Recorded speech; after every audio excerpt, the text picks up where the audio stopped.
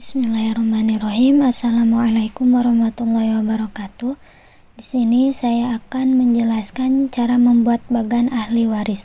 Sebelum cara membuat bagannya, kita harus mengetahui orang-orang yang mendapatkan harta warisan. Yang pertama pasangan, yaitu suami atau istri. Yang kedua keturunan, yaitu anak perempuan atau anak laki-laki atau cucu laki-laki atau perempuan dari anak laki-laki. Yang ketiga asal usul, yaitu ayah, ibu, kakek, nenek dari ayah, nenek dari ibu. Yang keempat saudara, baik saudara kandung, seayah dan seibu. Yang kelima paman, yaitu saudara laki-laki ayah, baik kandung, seayah, seibu atau dari ayah. Yang keenam anak laki-laki dari saudara laki-laki kandung dan seayah, lalu anak laki-laki dari paman. Yang ketujuh mu'tik atau mu'tikoh, yaitu orang yang memerdekakan budak. Selanjutnya saya akan menjelaskan tentang tata cara membuat bagannya. Dalam membuat bagan ini kita terlebih dahulu menuliskan mayit, yaitu sebagai posisi awal, dan ditulisnya di tengah-tengah dan agak bawah sedikit. Lalu mayit ini mempunyai salah satu dari dua, antara istri dan suami. Jika mayitnya laki-laki, maka yang ditinggalkan istri, dan jika mayitnya perempuan, maka yang ditinggalkan suami. Nah, istri dan suami ini disebut dengan pasangan. Kemudian dari mayit ini mempunyai keturunan. Nah, setelah ke pasangan, lanjut kita ke keturunan. Tetapi sebelum menjelaskan ke keturunan, ada prinsip tabel, yaitu prinsipnya perempuan di kiri dan laki-laki di kanan, tetapi ada pengecualiannya, yaitu di saudara. Keturunan yang pertama yaitu anak. Lalu kita tulis anak perempuan di kiri dan anak laki-laki di kanan. Kemudian anak laki-laki mempunyai anak yang disebut cucu, yaitu cucu perempuan dan cucu laki-laki. Kemudian kita beri lingkaran. Nah, yang dilingkari ini yaitu keturunan. Setelah pasangan dan keturunan, lanjut kita ke asal usul. Asal usul yang pertama yaitu ibu dan ayah dari mayit. Yang kedua yaitu nenek kakek dari ayah si mayit.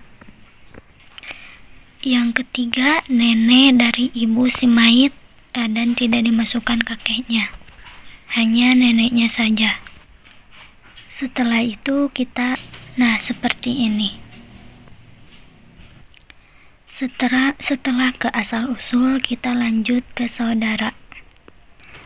Saudara mayit itu ada 3. Yang pertama saudara kandung, saudara seayah, dan saudara seibu. Saudara sekandung dan saudara seayah di sebelah kanan bagan, sedangkan saudara seibu di kiri tabel. Lalu kita tulis saudara laki-laki kandung di sebelah kanan bagan, tetapi saudara laki-lakinya ditempatkan di sebelah kiri. Kemudian saudara perempuan kandung, lanjut saudara laki-laki seayah. Setelah saudara laki-laki seayah, dilanjut saudara perempuan seayah. Kemudian saudara laki-laki seibu dan saudara perempuan seibu, yaitu di sebelah kiri mayit. Setelah itu kita beri garis dan lingkaran seperti pada buku saya ini. Nah,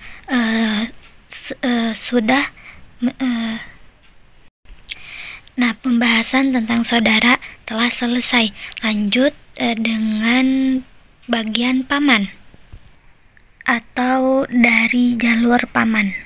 Nah, paman itu ada dua macam. Paman itu yaitu saudara dari ayah, bukan dari ibu. Karena paman itu merupakan saudara laki-laki dari ayah, maka ditulis di jalur ayah, yaitu paman kandung dan paman seayah.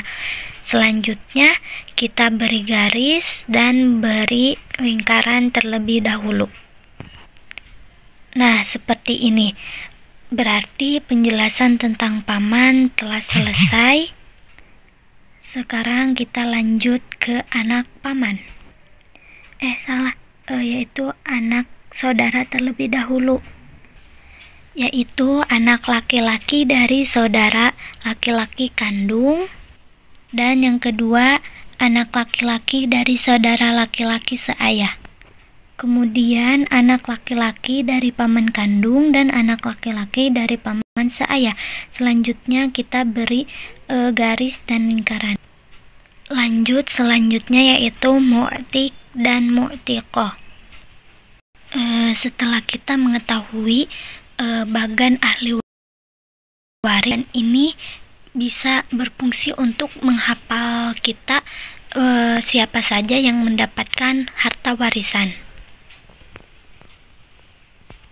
Selanjutnya kita juga mudah untuk menempatkan berapa harta warisan yang didapatkan atau bagian yang telah ditentukan. Setelah ke bagan, maka kita akan menjelaskan tentang bagiannya. Sebelum ke bagiannya, kita harus mengetahui dulu prinsip bagan. Prinsip bagan yang pertama yaitu istri, bagiannya 1/4 atau 1/8.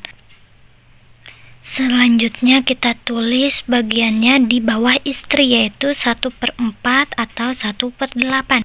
Selanjutnya suami, yaitu 1/2 atau 1/4. Lalu kita tulis di bawah suami, yaitu 1/2 dan 1/4.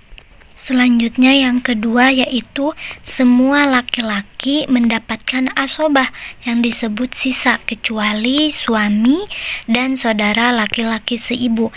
Setelah itu kita tulis di bagan. Nah, itu seperti anak laki-laki, selanjutnya cucu laki-laki, dan seterusnya. Setelah itu kita tulis di sini di bawahnya. Nah, semua laki-laki itu yaitu anak laki-laki, cucu laki-laki, saudara laki-laki sekandung, anak laki-laki dari saudara laki-laki sekandung, saudara laki-laki seayah, anak laki-laki saudara laki-laki seayah, ayah dari mayit, kakek dari ayah si mayit, paman kandung, terus anak laki-laki dari paman kandung, paman seayah, dan anak laki-laki dari paman seayah itu mendapatkan asobah atau sisa. Prinsip bagan yang ketiga yaitu semua perempuan bawah dan kanan mayit mendapatkan 1/2 atau 2/3. Nah, perempuan bawah mayit itu yaitu anak perempuan. Ini sudah ditulis bagiannya 1/2 atau 2/3. Selanjutnya perempuan bawah mayit itu cucu perempuan, yaitu 1/2 atau 2/3. Nah, perempuan yang di kanan mayit yaitu saudara perempuan kandung dan saudara perempuan seayah. Mereka mendapatkan 1/2 atau 2/3. Nah, prinsip bagan bagi setiap perempuan untuk pojok bawah dan kanan mendapatkan tambahan yaitu 1/6. Siapa sih perempuan pojok bawah? Perempuan pojok bawah berarti cucu perempuan mendapatkan tambahan 1/6. Sedangkan yang pojok kanan itu yaitu saudara perempuan seayah, dia mendapatkan tambahan juga 1/6.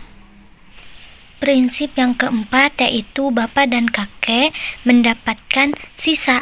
Mengapa mendapatkan sisa? Karena bapak termasuk setiap laki-laki mendapatkan asobah. Selanjutnya bapak dan kakek mendapatkan 1/6 dan 1/6 plus sisa. Nah, selanjutnya kita tulis di bawah ayah dan kakek. Lalu prinsip yang kelima, setiap yang berkonteks ibu 1/3 atau 1/6. Jadi dua-duanya saudara seibu aja, laki-laki perempuan seibu. Oke.